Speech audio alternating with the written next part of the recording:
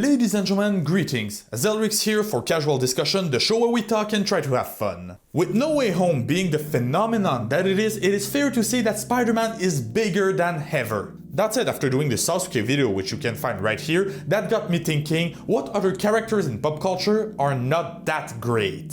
So naturally, I started brainstorming, and after rewatching the entire MCU with my girlfriend, I realized Tom Holland is a pretty lame Spider-Man. So you'll guess it, I won't be tender with this version of Spidey. Even, I might be beating the crap out of his writing process. A bit like you, yes, you behind your screen are gonna beat the crap out of that like button down below. Then maybe you'll consider subscribing and activating the bell to be notified whenever a new video comes up. I mean, who knows? So while you do that, without further ado, here are the biggest problem with the MCU Spider-Man.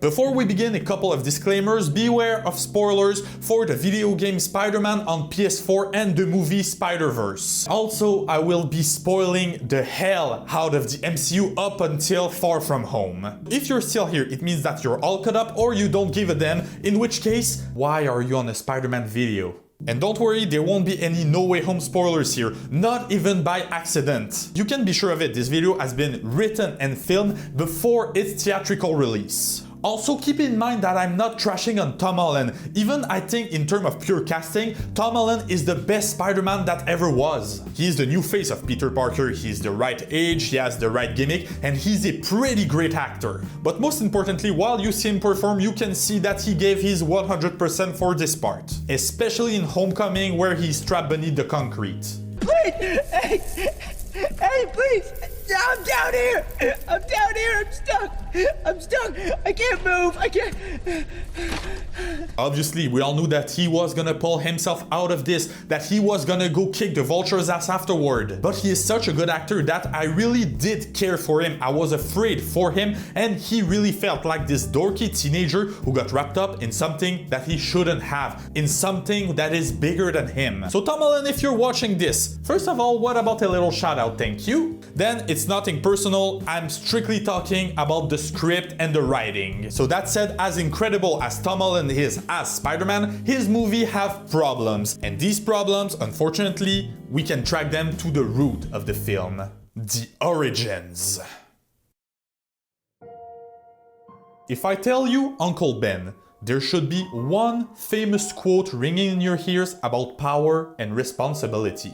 If you want to know more about this famous line, I shall redirect you to this video about it, but by all means, stick here and watch this video first. This quote is what defines Spider-Man, the beginning of his hero's journey, and his creed for the rest of it. And in the MCU, unfortunately, they washed it out. They did so because everyone already knew what it was, what it meant, and where it came from, but that doesn't mean a story doesn't deserve to be told. Be honest, how many times have you rewatched your favorite movie? Is the movie less worth your time because you already know the end? Take Man of Steel for example. Zack Snyder took advantage of the fact that he was telling a story most people already know. He trimmed it, adapted it, re-edited it. He had his own grain of salt to it, adding a third dimension to arguably the most black and white superhero ever created. To stay on the same character, the video game Spider-Man PS4 doesn't feature the origin story for the sole reason that this is not an origin story. Here, Peter is 23 years old. He has been Spider-Man for 8 years. So the origin isn't told, it is only referenced vaguely sometimes as a memory of something that happened a long time ago. Strategy also used with Tom Holland's Spider-Man, but this process doesn't work when you're trying to tell an origin story. It's like going to McDonald's and order a cheeseburger without any cheese in it. It's called a hamburger. And also, it's pretty bad. The few references we get to Spider-Man's origin in the MCU end up hurting the story more than helping it and driving it forward. For example, May cannot know. I cannot do that to her right now.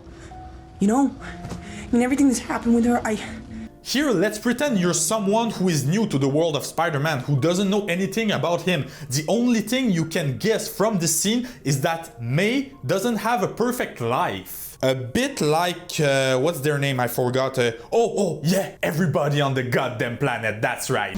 Or like in this scene where Ned tries to guess Peter's powers. You got bit by a spider? Can it bite me? Well, it probably would have hurt, right? You know what, whatever. Even if it did hurt, I'll let it bite me. Okay, so we do know that there is a radioactive spider. Now what? If there is a radioactive spider, does that mean that there is an Oscorp? If yes, where is Oscorp? Where is Harry Osborn? Where is Norman Osborn? If not, where the hell did you find a radioactive spider? Where is the spider? What was your reaction where you were bitten by a radioactive venomous insect? I know that spiders are arachnid and not insects. Thank you, shut up, I love you. You can just drop the radioactive spider explanation and expect people not to ask questions. I want to know, I need to know. I don't need a fight with the vulture. I need answers. That's the problem about the origin. But there is also a big problem in characterization. The essence itself of Spider-Man has been ignored in this movie in the goal of making him a young lad to Iron Man. Somehow instead of the literal lad of Iron Man. I'm not only talking about the fact that Peter Parker, a pretty complex character, is reduced to a basic pop culture loving teenage boy that we cannot characterize outside of what the great acting of Tom Holland gave us. Also the fact that we barely mentioned that he loves science. The fact that the entire arc of most Spider-Man with money problem has been ignored, as well as was his passion for photography, passion that not only gives an artistic approach to the character, but also justifies the fact that he has such an ability to think outside the box. But also this passion serves to build a link with Spider-Man, so we know what he loves. We sympathize with him because we feel like we know more of him as a person. And let's not forget that this passion for photography leads him to work at the Daily Bugle, a place ruled by someone who hates him. He hates him so much that he framed him for murder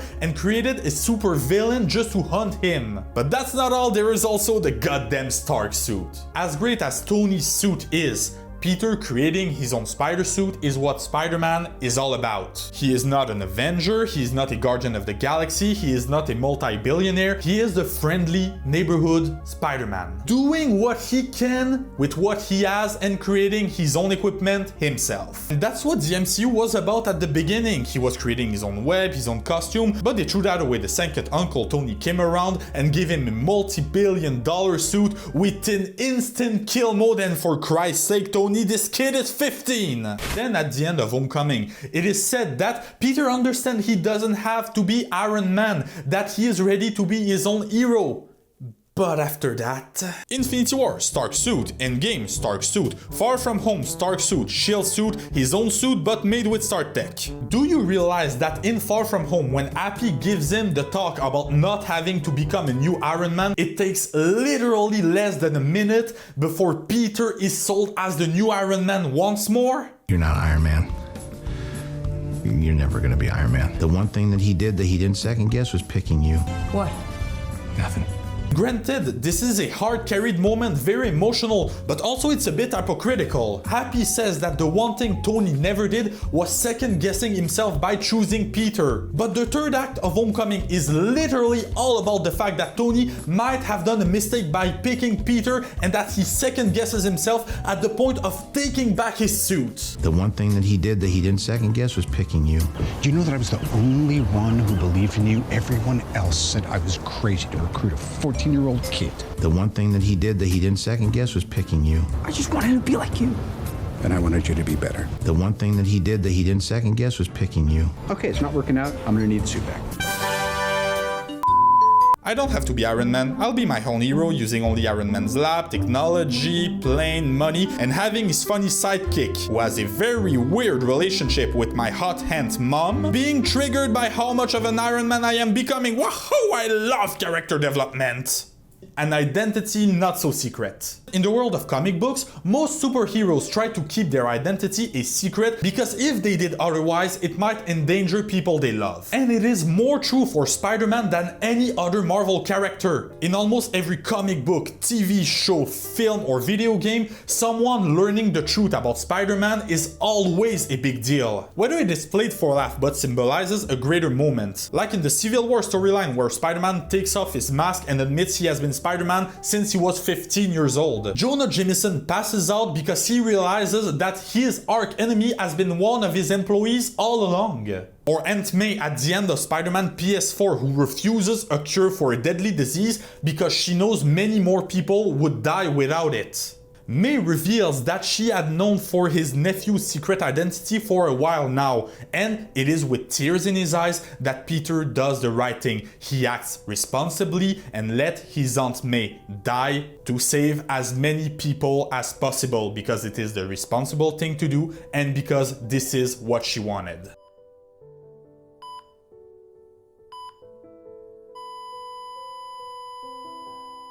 Then came the Marvel Cinematic Universe. Iron Man came out as Tony Stark at the end of the first movie. Captain America's real identity was never really a secret to begin with. Thor doesn't even have an alter ego, but when you're a literal god, who gives a damn? Peter, he tried to keep his identity as a secret, and he did a terrible job.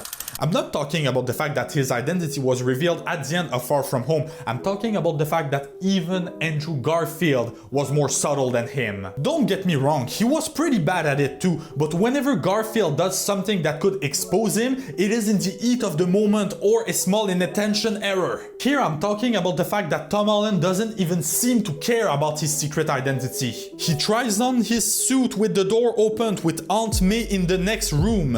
He takes off his mask and has a drink with Beck inside a bar with his costume still on, 3 feet away from the battleground he just wrecked in front of everyone. He unmasks himself at the end of the battle with Mysterio. Mysterio, who is a villain who is known to use audiovisual technology like projector, special effects, and cameras. And then there's this. I'm Peter, by the way. Doctor Strange. Oh, you're using made up names. I'm Spider-Man then. At this point, this isn't incompetence or inattention. He wants to be discovered. This is a big lack of responsibility. And speaking of which, responsibilities. Spider-Man is a character very coherent in his writing, especially when we talk about his relationship toward the concept of responsibility. And this concept proves that the team behind Marvel get the general idea of Spider-Man, but have no idea how to apply it to a compelling story. Most great Spider-Man stories are coming-of-age stories. The Sam Raimi trilogy was about growing up and facing your demons, even and especially when they are in your own inner circle. His arc in Civil War is about making the right choices and assuming the consequences. Spider-Man PS4 is about measuring yourself and not going too far in your own world to avoid causing trouble, but also helping as many people as possible, even if the responsibility and results are bittersweet. Into the Spider-Verse is about getting back up and knowing that even if you can't save everyone, you have a moral obligation about trying to do so. And the MCU Spider-Man, their love stories for the first 2, something that has been done lots and lots of time in his comics. In Homecoming, Peter spends the movie being reckless and irresponsible, taking the danger head-on, not giving a crap about his neighborhood, and taking on by himself Avengers-level threat regardless of the consequences. And in Far From Home, just like in many Spider-Man stories, Peter has to choose between his love interest representing a normal teenage boy life and the duty enforced to him by his powers. Problem is, in this situation, Peter doesn't even think about it, he directly chooses the love interest, and he spends the movie being the most irresponsible kid you've ever seen. He trusts Mysterio, probably the most suspicious man to ever walk the earth, immediately. He refuses to bring his suit to Europe under the pretext that Spider-Man takes vacation. He directly tells his crush about his secret identity while she herself admitted that she was not sure. He uses a Stark-level technology to hack a phone to delete an embarrassing picture of him just because he doesn't want his crush to think he's a jerk. He almost kills everyone that is on trip with him. And he ghosts Nick Fury. Look at that, Nick Fury is calling him and he doesn't pick up. He's literally refusing a call to action. Where is the responsibility, Peter? Where is it? This not only is a stupidly written moment, it also proves that the subtlety of the character has been trashed out during the adaptation process. That said, it doesn't mean these movies are bad. I kind of enjoyed them, but forced to recognize that most of the narrative process, especially regarding the character of Spider-Man, deserves a great do-over. But what about you guys? Which is your favorite adaptation of Spider-Man and why? Mine being Spider-Man PS4 because it made me tear up and I think a little part of me died with Aunt May? Tell me that in the comment section down below, then subscribe and activate the bell to be notified whenever a new video comes up. Share this video with all your fabulous, amazing, and incredible Spider-Man fan friends, and as always, thanks for watching.